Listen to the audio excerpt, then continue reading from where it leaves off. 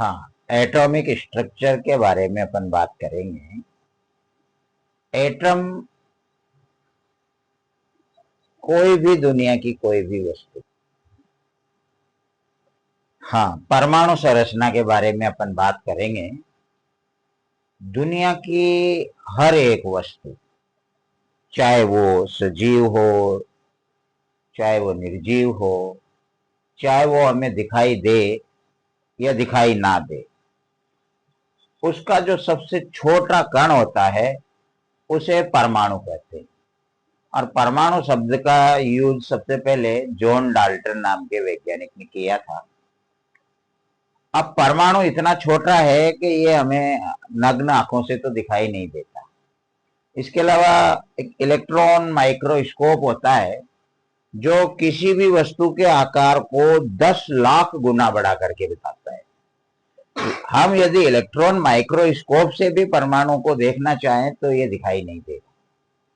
तो इससे अंदाजा लगता है कि अगर इसका आकार 10 लाख गुना बड़ा कर दिया जाए तब भी ये इतना छोटा ही रहेगा कि हमें दिखाई नहीं देगा।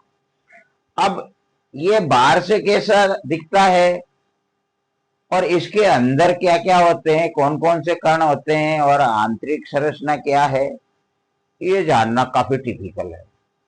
क्योंकि जो चीज दिखती नहीं है, बहुत ही सूक्ष्म है, उसके बारे में जानकारी जुटाना बहुत मुश्किल काम। लेकिन साइंस में वैज्ञानिकों ने बहुत से असंभव कामों को संभव किया है और विकास का जो क्रम है उसमें आज हम बहुत से आश्चर्य जो पहले हुआ करते थे उनके हल हम निकाल चुके हैं। तो हम परमाणु की संरचना की खोज किस प्रकार से हुई, इसमें किसी एक वैज्ञानिक का योगदान नहीं है, कई वैज्ञानिकों का योगदान है, जिसे हम उस समय क्या हुआ होगा उसको एक काल्पनिक तरीके से कहानी के माध्यम से भी अपने अनुसार उसको मोड़ कर स्टडी कर सकते हैं, ताकि वो क्या है अपन को थोड़ा इजी समझ में आ जाए। तो परमाणु के बारे में जानने के लिए बहुत से वैज्ञानिक प्रयास कर रहे थे। उनमें से ही एक विलियम क्रुक्स नाम का वैज्ञानिक भी था। उसने इस प्रकार से एक निर्वातित कांच की नलिका ले ली, निर यानी नहीं, वात यानी हवा, जिसमें वायु नहीं थी, और उसके अंदर उसने टंगस्टन धातु के, टंगस्टन जो पीरियोडिक टेबल में 74 जिसका परमाणु क्रमांक है और इसका सिंबल होता है W, इसको W से प्रदर्शित करते हैं। तो ये टंगस्टन धातु के उसने 2 इलेक्ट्रोड बना दिए। अब कोई भी पदार्थ उसी के परमाणुओं से मिलकर बना हुआ होता है। जैसे शुद्ध आयरन है तो वो आयरन के परमाणुओं से मिलकर बना रहेगा। ऑक्सीजन है शुद्ध तो उसमें ऑक्सीजन के परमाणु होंगे अणुओं के रूप में। नाइट्रोजन में नाइट्रोजन के परमाणु होंगे, वो भी अणुओं के रूप में होंगे। परमाणु और अणु क्या होते हैं इनके बारे में भी अपन चर्चा करेंगे। तो पदार्थ का सबसे छोटा कण जो होता है वो परमाणु है, जो स्वतंत्र अवस्था में नहीं रहता, अकेला नहीं रहता, अन्य परमाणुओं के साथ में जुड़ा हुआ होगा। उसी के जैसे परमाणु हो सकते हैं, अलग अलग प्रकार के भी हो सकते हैं। तो ये टंगस्टन का इलेक्ट्रोड है, तो इसमें टंगस्टन ही टंगस्टन के असंख्य परमाणु है। ये भी उसी टंगस्टन का है तो इसमें भी टंगस्टन के असंख्य परमाणु है। एक का नेगेटिव और एक हो जाता है अपना पॉजिटिव। तो इसके अंदर उसने बहुत ही कम दाब पर निष्क्रिय गैसों का मिश्रण भर दिया। निष्क्रिय गैसें जो कि helium, neon, organ, krypton, xenon, radon होती है, इन्हें हम नोबल गैसेज कहते हैं, उत्कृष्ट गैसें। क्योंकि पहले यह माना जाता था कि ये कभी किसी के साथ क्रिया नहीं करती, कोई यौगिक नहीं बनाती। अब कुछ निष्क्रिय गैसों के, विशेषकर क्रिप्टॉन, जिनॉन, इनके यौगिकों की खोज हो चुकी है। यानी ये कभी कभी यौगिक बना सकती है, कभी कभी रिएक्शन कर सकती है। रेडॉन के भी बहुत से यौगिक बने हैं, विलियन में ही बने हैं, भले उनका पृथक्करण नहीं हुआ है। तो अब आप इनको निष्क्रिय से हटाकर उत्कृष्ट गैसें बोला जाता है। और इनका बाहरी कक्षा में 8 इलेक्ट्रॉन होते हैं, हीलियम को छोड़ के। हीलियम में 2 होते हैं, तो ये एक स्टेबल विन्यास है, इसलिए इनके परमाणु काफी स्थायी होते हैं। अब इस निर्वातित नलिका में उसने निष्क्रिय गैसों का मिश्रण भर दिया और कैथोड पर उसने लगभग 10,000 वोल्ट का विद्युत विभव आरोपित किया। तो उसने देखा कि कैथोड से एक विशेष प्रकार की किरणें निकलती है। क्योंकि ये कैथोड से निकली है, इसलिए इन किरणों को उसने नाम दिया कैथोड किरणें। अब एक्चुअली कैथोड से निकली है, लेकिन कैथोड अपना है टंगस्टन धातु का, तो इसका मतलब है कि ये टंगस्टन परमाणु से निकली है। अब इन किरणों के अंदर क्या कोई कण है या नहीं है, इसका पता लगाना भी जरूरी था। क्योंकि अगर इन किरणों के अंदर कोई कण है तो स्वाभाविक है वो भी परमाणु से, यानी टंगस्टन के परमाणु से निकले। अब वो कण अगर टंगस्टन के परमाणु में है तो और तत्वों के परमाणु में भी होंगे। तो इन किरणों का विश्लेषण एक और वैज्ञानिक था, जे थॉमसन। उसने इन किरणों का विश्लेषण किया और किरणों का विश्लेषण करने पर उसको ज्ञात हुआ कि इन किरणों में अत्यंत सूक्ष्म कण थे।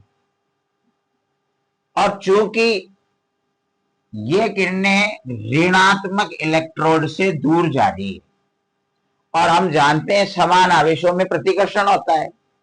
अब अगर इन किरणों के अंदर जो कण है वो अगर पॉजिटिव होते, धन आवेशित होते, तो वो माइनस से दूर नहीं जाते। और ये सारी की सारी किरणें एनोड यानी धनाग्र की ओर जा रही है। तो अगर इन किरणों के अंदर उदासीन कण होते तो हो सकता है कुछ किरणें साइड में भी चली जाती, लेकिन ये सारी किरणें ऋणाग्र से दूर जा रही है और धनाग्र की ओर आकर्षित हो रही है। इसका मतलब इन किरणों के अंदर जो कण है उन पर ऋण आवेशित यानी ऋण आवेश होना चाहिए। वहां पर एक और वैज्ञानिक था, स्टोनी। उसने बताया कि अगर इन किरणों पर आवेश है, ऋण आवेश है, तो ये कण विद्युत उत्पन्न कर सकते हैं, क्योंकि आवेश प्रवाह की दर को विद्युत धारा कहते हैं। तो फिर इनका नाम इलेक्ट्रॉन होना चाहिए। इस प्रकार से परमाणु में सबसे पहले इलेक्ट्रॉन नाम के कण की खोज हुई। बहुत ही सूक्ष्म कण था, जिनका द्रव्यमान भी लगभग नगण्य होता है। हम इसका कैलकुलेशन आगे करेंगे, जिसका है 9.1 इंटू 10⁻³ किग्रा, या अगर ग्राम में बात करें तो 9.1 इंटू 10⁻28 ग्राम। ये एक मास नगण्य द्रव्यमान है, कोई भार नहीं, कोई द्रव्यमान नहीं। इन पर इलेक्ट्रॉनों पर इकाई ऋणावेश होता है, जिसका मान कूलाम में 1.6 इंटू 10⁻19 कूलाम होता है। आगे भी देखा जाए तो 1.602, तो इनको अपन राउंड फिगर में 1.6 बोलते हैं। अगर इलेक्ट्रिक स्टैटिक यूनिट में देखा जाए तो 4.8029 into 10⁻10 ESU electric static unit, स्थिर वैद्युत मात्रक में ये इसका आवेश होता है, जो एक इकाई ऋणावेश होता है, सबसे छोटा ऋणावेश इन इलेक्ट्रॉनों पर होता है। तो इस प्रकार परमाणु के अंदर सबसे पहले इलेक्ट्रॉन की खोज हुई। अब इलेक्ट्रॉन की खोज होने के बाद, इसके पहले तक परमाणु के बारे में वैज्ञानिकों के पास कोई बहुत ज्यादा जानकारी नहीं थी। हाँ, इतना सा पता था कि परमाणु विद्युत के प्रति उदासीन होता है, क्योंकि रासायनिक अभिक्रियाओं का ज्ञान मनुष्य को हजारों वर्षों पहले हो चुका था, और रासायनिक अभिक्रियाओं में परमाणु की उदासीन प्रकृति सिद्ध हो चुकी थी। और उदासीन से यह माना जाता था कि इसमें ना तो धनावेश होता है और ना ऋणावेश होता है, इसलिए ये परमाणु उदासीन होता है। इसके बारे में ज्यादा कुछ परमाणु के बारे में पता नहीं था। तो इस प्रकार से कैथोड किरणों की खोज की विलियम क्रुक्स ने, लेकिन उनके अंदर इलेक्ट्रॉन होते हैं वो सबसे पहले देखा या उसकी खोज की जे थॉमसन ने, और इलेक्ट्रॉन को इलेक्ट्रॉन नाम दिया स्टोनी ने। अब ये बात चारों तरफ से फैल गई कि भाई परमाणु के अंदर इलेक्ट्रॉन की खोज हो गई, इलेक्ट्रॉन ऋण आवेशित कण होते हैं। तो उस जमाने में एक और बड़ा वैज्ञानिक था, गोल्डस्टीन। उसके भी कानों में ये बात गई कि परमाणु में किसी ने ऋण आवेशित कणों की खोज की है, जिनका कि नाम इलेक्ट्रॉन दिया गया है। तो उसके माइंड में पहले तो एक बात कौन दी कि कहीं ये झूठी बात तो नहीं हो सकती। हो सकता है ये वैज्ञानिक मिलकर झूठ बोल रहे हो या इनकी बात में सत्यता ना हो, क्योंकि इसने दिमाग लगाया कि परमाणु में ऋण आवेश होना नहीं चाहिए। तो इसने ये इसलिए नहीं सोचा कि ये इन तीनों से जलता था। वैज्ञानिक कभी एक दूसरे से जलते नहीं है, लेकिन एक वैज्ञानिक अगर कोई खोज करता है तो बाकी के वैज्ञानिक उसको ऐसे एक्सेप्ट नहीं कर लेते, क्योंकि अगर बाकी के उसको बिना चेक किए या बिना उसका परीक्षण किए एक्सेप्ट करते हैं तो वो पूरा ज्ञान दुनिया में चला जाएगा और वो बात गलत निकलती है तो एक तरीके से गलत ज्ञान का प्रचार हो जाएगा। इसलिए जब तक किसी एक वैज्ञानिक की खोज को दूसरे वैज्ञानिक परीक्षणों के द्वारा जांच नहीं लेते, पूरी तरीके से संतुष्ट नहीं हो जाते, तब तक वो उसको एक्सेप्ट नहीं करते। तो गोल्डस्टीन ने भी इस बात को एक्सेप्ट नहीं किया, और उसका एक्सेप्ट नहीं करने का सिर्फ एक ही रीजन था, क्योंकि उसको ये पता था कि परमाणु तो उदासीन होता है। अब अगर इस बात को सत्य माना जाएगा परमाणु में ऋण आवेशित कण होते हैं, इलेक्ट्रॉन, तो फिर तो परमाणु ऋण आवेशित हो गया, फिर परमाणु उदासीन कहां रहा। लेकिन उदासीन प्रकृति पहले ही सिद्ध हो चुकी थी। तो इसीलिए उसके दिमाग में ये बात बैठ नहीं रही थी। तो उसने सोचा कि यदि परमाणु में ऋणावेश है तो फिर धनावेश भी होना चाहिए, और जितना ऋणावेश है उतना ही धनावेश होना चाहिए, ताकि ऋणावेश से धनावेश कट जाएगा और परमाणु उदासीन हो जाएगा। और अगर परमाणु में धनावेश नहीं है तो फिर ऋणावेश भी नहीं होना चाहिए। तो इन सब चीजों को सोचते हुए उसने विलियम क्रुक्स के प्रयोग को एक बार फिर से रिपीट किया।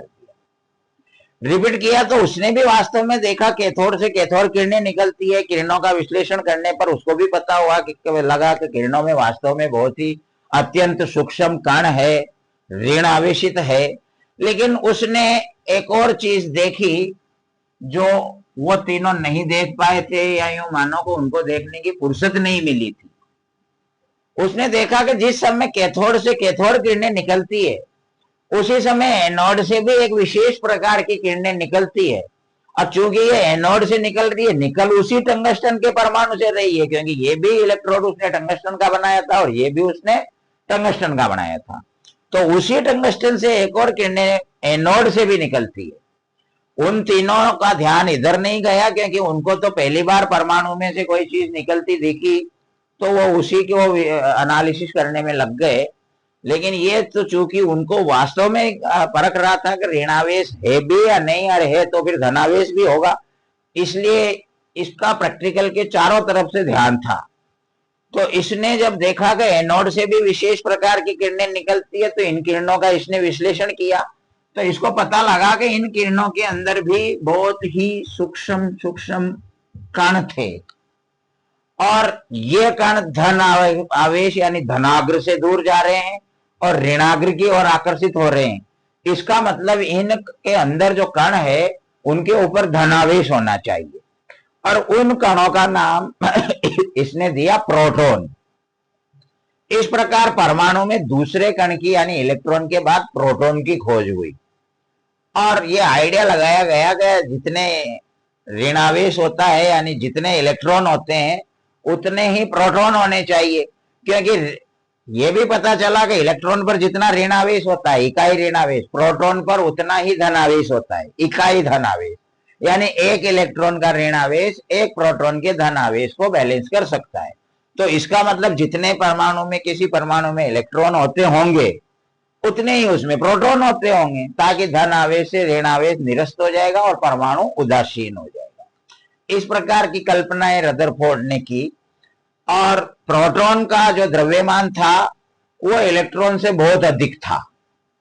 प्रोटॉन का द्रव्यमान 1.67 इंटू 10⁻⁻24 ग्राम के आसपास है। जहां तक अगर अपन वेट की बात करें तो एक इलेक्ट्रॉन का भार एक हाइड्रोजन परमाणु का 1/1850वां भाग होता है, यानी कि 1850 इलेक्ट्रॉनों का भार मिलकर एक हाइड्रोजन के परमाणु, जो सबसे हल्का परमाणु होता है, उसके बराबर होता है। जबकि एक प्रोटॉन का भार लगभग एक हाइड्रोजन परमाणु के बराबर होता है। तो इसका मतलब एक प्रोटॉन वजन में यानी भार की दृष्टि से, आवेश की दृष्टि से प्रोटॉन और इलेक्ट्रॉन बराबर होते हैं, क्योंकि इलेक्ट्रॉन पर जितना ऋण आवेश होता है प्रोटॉन पर उतना ही धन आवेश होता है। लेकिन भार की दृष्टि से एक प्रोटॉन एक इलेक्ट्रॉन से 1850 गुना अधिक भारी होता है, यूं मान सकते हैं। तो इस प्रकार परमाणु के अंदर दो कणों की खोज हो गई। पहले ऋण आवेशित इलेक्ट्रॉन की खोज हुई, उसके बाद धन आवेशित प्रोटॉन की खोज हुई। तो फिर जे थॉमसन ने कुछ परिकल्पनाएं की। इसने बताया कि भाई परमाणु होता है एक तरीके से तरबूज के जैसा। हालांकि जे थॉमसन की बात में कोई सत्यता नहीं थी, क्योंकि उसने किसी प्रयोग के आधार पर परमाणु की संरचना नहीं बताई, उसने सिर्फ काल्पनिक आधार पे ही बताया कि परमाणु तरबूज की तरह होता है। तो जिस प्रकार से परमाणु में जो तरबूज में जो लाल लाल भाग होता है, उसी प्रकार से परमाणु के अंदर धन आवेश होता है, यानी प्रोटॉन फैले हुए होते हैं। और जब उस लाल लाल भाग के बीच बीच में काले काले बीज होते हैं, तो उसी प्रकार से उन प्रोटॉनों के बीच में ऋण आवेशित इलेक्ट्रॉन आवंटित होते हैं, बिखरे हुए होते हैं। और प्रोटॉन और इलेक्ट्रॉन एक दूसरे के बराबर होते हैं, आवेश की दृष्टि से परस्पर विपरीत होते हैं, दोनों एक दूसरे के आवेश को निरस्त कर देते हैं, उससे परमाणु निरस्त हो जाता है। इसको थॉमसन का प्लम पुडिंग मॉडल भी कहते हैं, क्योंकि विदेशों में एक मिठाई आती है पुडिंग नाम की, जिसके बीच बीच में प्लम नाम के फल रख दिए जाते हैं। तो मिठाई मिठाई तो हो गई प्रोटॉन, और प्लम नाम के फल जो हो गए वो हो गए इलेक्ट्रॉन। तो इस प्रकार से थॉमसन ने परमाणु के बारे में बताया। न्यूट्रॉन के बारे में उसने वहां तक कोई चर्चा नहीं की थी, क्योंकि वहां तक न्यूट्रॉन के बारे में कोई खोज हुई नहीं थी, क्योंकि परमाणु में एक तीसरा कण अभी न्यूट्रॉन भी होता है, और उसके अलावा कुछ अन्य कण भी होते हैं। मौलिक कण तीन ही होते हैं, इलेक्ट्रॉन, प्रोटॉन, न्यूट्रॉन। अब इसके बाद थॉमसन ने तो बता दिया कि परमाणु ऐसा होता है, लेकिन ये सत्य नहीं था। फिर रदरफोर्ड ने एक गोल्ड प्लेट के ऊपर प्रैक्टिकल करके परमाणु की संरचना को थोड़ा समझाने का प्रयास किया।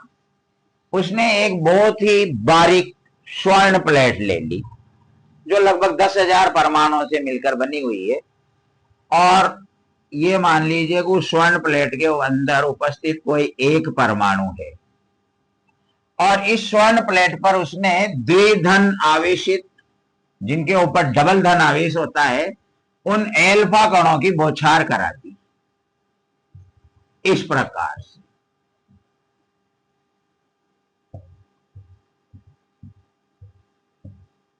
तो उसने देखा, कुछ प्रेक्षण प्राप्त किए कि अधिकांश एल्फा कण, जो लगभग थे 95%, ये परमाणु से होकर सीधे ही गुजर जाते, बिना मुड़े, बिना विचलित हुए।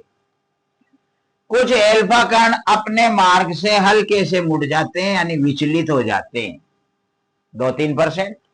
और 1-2% एल्फा कण ऐसे भी थे जो पूर्ण रूप से परावर्तित होकर, यानी कि जिस पथ पर गए उसी पथ पर लौटकर वापस आ गए, एक सीधी रेखा पर। और एक सीधी रेखा पर 180 डिग्री का कोण होता है, यानी 180 डिग्री के कोण से टकराकर वापस लौट आए।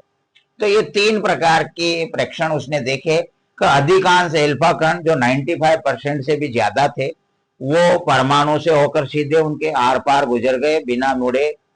कुछ एल्फा कण अपने मार्ग से हल्के से विचलित हो गए, थोड़ा बहुत मुड़ गए, और बहुत ही कम एल्फा कण ऐसे भी थे जो पूर्ण रूप से परावर्तित होकर, यानी 180 डिग्री के कोण से टकराकर वापस लौट के आ गए।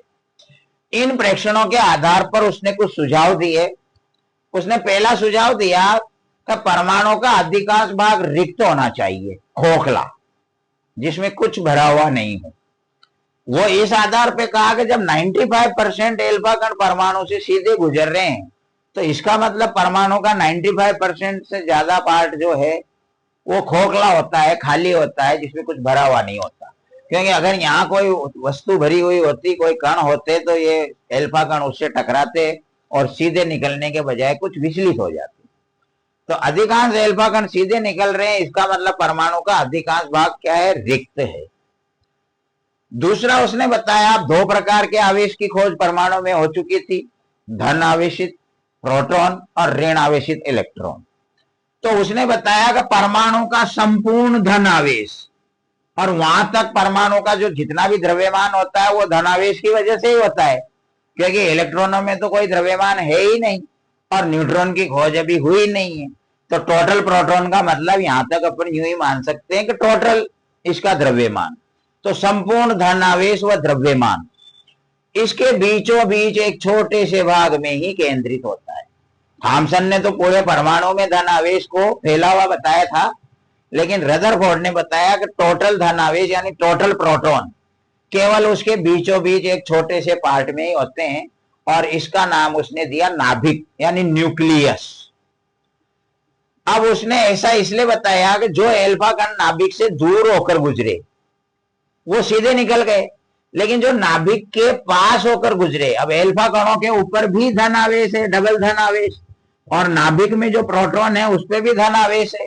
तो जो एल्फा कण नाभिक के पास से गुजरेंगे वो समान आवेश के कारण प्रतिकर्षित होंगे, इसलिए नाभिक के आसपास से गुजरने वाले कण हल्के हल्के से या कुछ कुछ विचलित हुए, और जो एल्फा कण नाभिक के बिल्कुल एकदम सामने से गया वो सबसे ज्यादा प्रतिकर्षित हुआ, और वो उसी रास्ते से यानी 180 डिग्री के कोण से टकराकर आ गया। तो केवल वे ही कण रिफ्लेक्टेड हो रहे थे या मुड़ रहे थे जो कि इस नाभिक के आसपास से गुजर रहे थे। बाकी जो नाभिक के दूर से गुजर रहे थे वो कोई किसी प्रकार का उनमें विचलन दिखाई नहीं दिया। तो इसका मतलब सारा के सारे प्रोटॉन यानी धन आवेश इस बीच वाले पार्ट में ही है। इसी आधार पर उसने बताया कि परमाणु का संपूर्ण धन आवेश व द्रव्यमान उसके बीचों बीच एक छोटे से भाग में ही केंद्रित होता है, और इस छोटे से भाग का उसने नाम दिया नाभिक। इसका मतलब नाभिक यानी न्यूक्लियस की खोज की रदरफोर्ड ने, इलेक्ट्रॉन की खोज की है जे थॉमसन ने, कैथोड किरणों की खोज भी की है जे थॉमसन ने। ये सब कंपटीशन में पूछे जा सकते हैं। इलेक्ट्रॉन को इलेक्ट्रॉन नाम दिया स्टोनिन ने। एनोड किरणों की खोज गोल्डस्टीन ने की है। एनोड किरणों के अंदर जो प्रोटॉन थे उसकी खोज भी गोल्डस्टीन ने की थी। प्रोटॉन को प्रोटॉन नाम भी गोल्डस्टीन ने ही दिया था। और अब परमाणु के अंदर जो बीच में नाभिक की खोज हो रही है ये रदरफोर्ड ने की है। अब परमाणु का धनावेश उसने नाभिक में बता दिया, और ऋणावेश जो बताया वो परमाणु के ये जो खोखला भाग बच रहा है 95% के आसपास, इसमें बता दिया उसने का ऋण आवेशित इलेक्ट्रॉन होते हैं पर्याप्त संख्या में, यानी जितने यहाँ नाभिक में प्रोटॉन होंगे इस खोखले भाग में उतने ही ऋण आवेशित इलेक्ट्रॉन होंगे, जिससे धनावेश ऋणावेश से क्रॉस हो जाएगा और परमाणु उदासीन हो जाएगा। और उसने आगे बता दिया कि अगर ये इलेक्ट्रॉन नाभिक के चारों ओर चक्कर लगाते रहते हैं, इसीलिए नाभिक में नहीं गिरते, क्योंकि नाभिक का धन आवेश ऋणावेशित इलेक्ट्रॉनों को आकर्षित कर सकता है और इलेक्ट्रॉन नाभिक में गिर सकते हैं, लेकिन इलेक्ट्रॉन कभी नाभिक में नहीं गिरते। तो उसने बताया कि इसका मतलब इलेक्ट्रॉन नाभिक के चारों ओर चक्कर लगाते रहते हैं। तो इस प्रकार से ये रदरफोर्ड की खोज के बाद परमाणु इस प्रकार से सामने आया। तो बीच में एक नाभिक है, नाभिक में धनावेशित प्रोटॉन है, और इसके बाहर जो चारों तरफ खोखला भाग है उसमें प्रोटॉनों की संख्या के बराबर ऋण आवेशित इलेक्ट्रॉन है जो नाभिक के चारों ओर चक्कर लगा रहे हैं। तो रदरफोर्ड के ये जो खोज है ये काफी हद तक सफल भी है, लेकिन फिर भी इसमें कई क्वेश्चंस फिर उठते हैं, कई प्रकार की कमियां हमको इनमें नजर आती है। जैसे कि ये है कि नाभिक में, ये जो नाभिक है इसमें उसने धनावेशित प्रोटॉन बताए, और प्रोटॉन कोई गतिशील नहीं होते, ये एक जगह पर स्टेबल होते हैं नाभिक में। अब ये समान आवेश वाले हैं तो इनके मध्य प्रतिकर्षण नहीं होना चाहिए क्या? नाभिक में जब प्रोटॉन है तो उनके मध्य प्रतिकर्षण होना चाहिए। तो ये भी क्वेश्चन पूछा जाना चाहिए रदरफोर्ड से कि नाभिक में प्रोटॉनों के मध्य प्रतिकर्षण क्यों नहीं हो रहा। और दूसरा सर्वमान्य विद्युत चुंबकीय विकिरण स्पेक्ट्रम सिद्धांत है, जो ये सिद्धांत बताता है कि कोई भी वस्तु चाहे वो सजीव हो या निर्जीव, लगातार कार्य नहीं कर सकती। लगातार कार्य कर सकती है अगर उसको लगातार ऊर्जा मिलती रहे। जैसे कोई भी गाड़ी है, बाइक है, कार है, डीजल और पेट्रोल से ऊर्जा मिलती रहेगी, वो चलती रहेगी। पंखा है, विद्युत से ऊर्जा मिलती रहेगी, पंखा चलता रहेगा। हमारा शरीर है, भोजन से ऊर्जा मिलती रहेगी, हमारा शरीर चलता रहेगा। तो उसी प्रकार जब इलेक्ट्रॉन लगातार चक्कर लगा रहे हैं, दुनिया के हर चीज में इलेक्ट्रॉन है, लेकिन इनको दुनिया की हर चीज को ऊर्जा कहां से मिल रही है? इलेक्ट्रॉनों को जब लगातार ऊर्जा नहीं मिल रही है तो इनकी गति कम हो जानी चाहिए समय के साथ, और जब इनकी गति कम होगी तो ये लहराने लगेंगे, सर्पिलाकार गति करते हुए। इस प्रकार से ये घूमते घूमते सर्पिलाकार गति करते हुए नाभिक के पास आ जाना चाहिए और लास्ट में नाभिक में गिर जाना चाहिए। परंतु कभी भी इलेक्ट्रॉन नाभिक में नहीं गिरते। और एक स्पेक्ट्रम के बारे में भी, रेखीय स्पेक्ट्रम, सतत स्पेक्ट्रम, परमाणु का स्पेक्ट्रम के बारे में भी रदरफोर्ड कोई जवाब नहीं दे पाया। स्पेक्ट्रम क्या है उसके बारे में भी अपन आगे की क्लासों में चर्चा करेंगे। अभी और भी अपन अन्य कणों के बारे में भी चर्चा करेंगे। कुछ चर्चाएं पीछे होंगी, कुछ आगे होंगी। वो इसलिए कि अपन को सब्जेक्ट को सरल बनाना है, इसलिए इनको थोड़ा आगे पीछे सेट किया जाएगा। तो इस प्रकार से रदरफोर्ड के परमाणु प्रतिरूप में कमियां सामने आई। अब नाभिक में प्रोटॉनों के मध्य प्रतिकर्षण क्यों नहीं होता, इसका जवाब रदरफोर्ड के पास लगभग नहीं था। बाद में एक और नाभिक में एक और कण की खोज होगी, न्यूट्रॉन, जो न्यूट्रल शब्द से बनाया गया था। वो प्रोटॉनों के बीच बीच में होता है और प्रोटॉनों के मध्य प्रतिकर्षण को कम करता है। वो खोज जेम्स चैडविक करेगा। उससे इस क्वेश्चन का जवाब मिल जाएगा कि नाभिक में प्रोटॉनों के मध्य प्रतिकर्षण क्यों नहीं होता। दूसरा, इलेक्ट्रॉनों को नाभिक के चारों ओर चक्कर लगाने के लिए ऊर्जा कहां से मिल रही है, और अगर इनको ऊर्जा नहीं मिल रही तो ये नाभिक में क्यों नहीं गिर रहे, इसका जवाब नील्स बोर देगा। क्योंकि इसके बाद हम नील्स बोर का परमाणु प्रतिरूप भी लेंगे, उसके पहले न्यूट्रॉन की खोज भी अपन करेंगे। इसके अलावा जो इलेक्ट्रॉन कैथोड किरणों में पाए गए थे, हम उनके गुणों के बारे में भी अभी अध्ययन करने वाले हैं। प्रोटॉन जो एनोड किरणों के अंदर मिले थे, उन एनोड किरणों के भी अपन गुणों की चर्चा करेंगे, और ये चर्चा करेंगे अपन अगली क्लास में। ठीक है, थैंक यू।